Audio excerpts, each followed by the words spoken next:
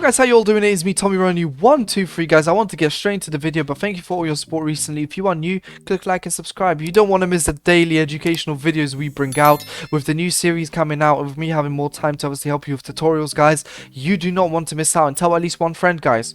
Tell at least one friend for good luck in FUT Champs this weekend. Let's get straight into it, guys. So controller settings, guys, it's changed a bit this year because we have something called competitive master switch. So online game modes require these exact settings here when it's on. When it's off, as you can see, it switches. When it's off, it's kind of like all the offline game modes. Now, I'm not going to go too much in depth on it because I just don't think it's necessary. It's in sense of there's nothing. If we talk about it, there's nothing you can really do about it anyway, because you are stuck with the settings you are stuck with. But competitive master. So let me go through quickly, guys. Contextual agile dribbling. That's what it was last year. You can use a left stick to kind of dribble facing forwards and all that. This year you have to use the LB/L1 button on the PlayStation, but last year was different. Auto clearances. It's off. I mean, I think, yeah, it has to be off. It doesn't auto clear anymore for you. In fact, I want to go through it like this, but I can't. It doesn't let me. Auto flare pass is off. Auto shots, all unassisted heads are off. Basically increasing the skill gap, guys. Jockey is manual. Now this one's important, so I'm going to talk about it. So your jockey, which I want to make a big tutorial on because I think it's one of the most important things, it is the most important feature in defense, guys. That's when you use your left trigger on the Xbox or the L2 button on the PlayStation, and you use that with the defender trying to, he kind of maneuvers around. He's jockeying around the opposite opponent. Look, last year there was an assisted jockey. That meant you had directional assistance, meaning if you came close to a player, it would help you to kind of move into him, if you get what I mean, guys. That makes up for the whole thing on consoles where it's not as easy to kind of aim as it would be with a mouse. So for example, you guys have the same thing in Call of Duty, for example. If you aim close enough, it's just gonna slightly move it just so you get a shot off. That's just on consoles. That's obviously not on PC. Now, it's the same thing here, guys, and manual just means that there is no assistance whatsoever with speed or assistance. You control everything, guys. Obviously, this increases the skill gap, but this means I also need to bring out a tutorial because a lot of people are asking me about it, since it is a massive difference to last year and all the other previous years of FIFA. Tactical defending doesn't really matter. Through pass assistance, semi, hide, yes, okay, so that's it. I'm not really going into too much detail on it, like I said before, guys. It's really not necessary. If you want more detail on it, I did mention in my first ever controller settings video, so I'm going to leave that in the description if you want the full explanation of that, but I doubt all of you do. Through pass assistance is semi. So guys, now this is where you decide, right? So your through balls, do you want them to literally be manual, so you decide fully? You definitely do not want that, guys. It's already tough as it is to pass. You don't want to make it manual. Assisted, not very necessary here, guys. Semi is the best, and I'll tell you exactly why, guys. When you're put in a position where you have to pass the ball through, and it's either on the left or the right side of the defender that you pass it through on, which is so important because this depends which shoulder it will drop onto when it comes to your striker. This is very important. You want it on semi, guys, so you can make that decision. On assisted, it's like it does it for you.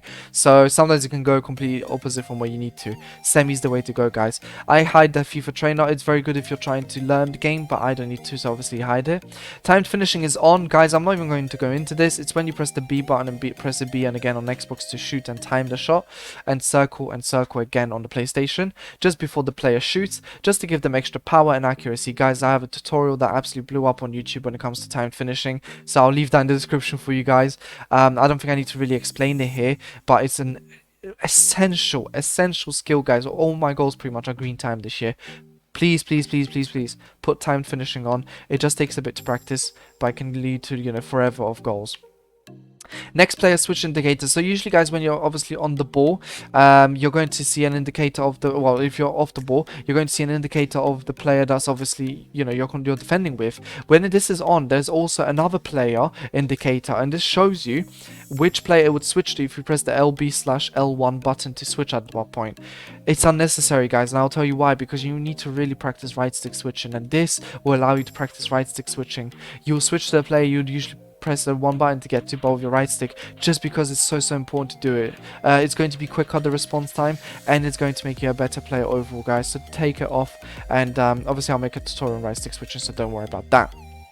Pass, block, assistance. You need to keep it on. It's basically your players helping you with blocking a pass. That's literally it, guys. Really helps with on your interceptions. Auto switching on air balls and loose balls, very important. Definitely not automatic. Definitely not only on air balls or loose balls or manual. Air balls and loose balls, guys. This is about when it auto switches you to the player that needs to be switched to. Now you have to trust EA on this one, which I know sounds like an absolute suicide plan, but guys, yes, we have to trust EA on this. Air balls, basically every time the player has to kind of head it out, it's going to switch straight to him, which is what pretty much every single person I've ever seen has that, because everyone plays like that. No one switches mid-air, the defender and all that kind of stuff. Loose balls, the reason I put it on is because sometimes it doesn't switch you quickly enough, and loose balls are very important. Sometimes it can be the difference between a goal and no goal, basically, and you don't want to miss out on that just because it doesn't switch you to the right player instead of auto switching you for you. So definitely loose balls just to make the system easier for yourself. Auto switch and move assistance. So guys, when you're, for example, running back, I said so funny, running back and trying to get the ball, like intercept the ball, and then obviously the ball, the ball gets played past you, the through ball, but you're running towards it and all that. It's about how long before your player turns if you want them to turn. So for example, let's say at that point you make a sharp turn to the left. Let's say the ball's going to the right. You make a sharp turn to the left of your defender. How long before he actually makes that turn in game? So low, guys, because you do not want it to be high. You want your player to move quickly. Sometimes what happens, someone plays a through ball, the player receives it early and switches direction. You don't want to be put in a position where your player keeps running one way and the player's already gone and scored. You don't want that, guys, so make sure it's low so you can quickly switch your direction with the jockey and get the ball back. Obviously, none is stupid as well because, that will completely mess you up. Clearance assistance is directional, guys. That means basically when you're clearing, do you get to basically decide the direction? Of course you want to decide the direction. Now, player lock, I keep it on, but it's not really necessary. It's when you press the left stick, right stick, or L3 on PlayStation. And what happens when you press them down, you can switch between players and then lock onto one, make a run and all this. I don't really use this. I think it's completely, I've not seen a huge advantage to it enough for it to be used. So if you do not like it, guys, and you don't want to do it by accident, keep it off. It doesn't really make a difference. Icon switching, I keep it off because I still don't understand what the hell that nonsense is. It's just when you hold down right stick and you can switch to players depending on press it. I don't like that. I just keep it off. Right stick switching needs to be player relative. Basically means, are you switching from the player you're controlling or from the ball? And obviously you do not want to switch from where the ball is positioned because the ball will constantly move around the pitch and that will make it impossible for you to switch to the right player. You could be pointing down but suddenly the ball's somewhere else, and pointing down means you're switching to the wrong player, guys. You don't want that. Player relative is very, very important. You switch based on where your player is, the one you're controlling, and you're switching from him, which makes it easy. Means you can focus on something else at the same time without having to fully look at him all the time, or like you would have to with ball relative. I don't understand this, so I'm not even going to touch it. Every pro uses this for time. Assisted ground pass, shot assistance assisted, guys. Every one of these has to be assisted, obviously. Save assistance is pro clubs, by the way, but I'm not going to talk about that.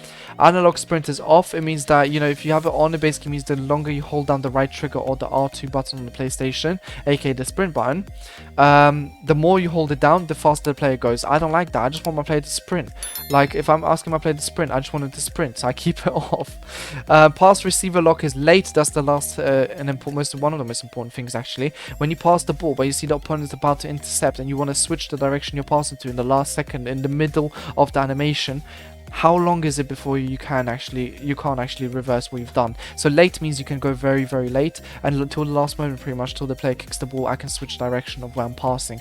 This will allow you to obviously act on your reaction time, and maybe sometimes even get your goal just by reacting so quickly to what your opponent is doing. Now, these you can copy, guys. There's no real thing behind that. I don't think I even switched anything, but I'm just gonna show you exactly what I'm using.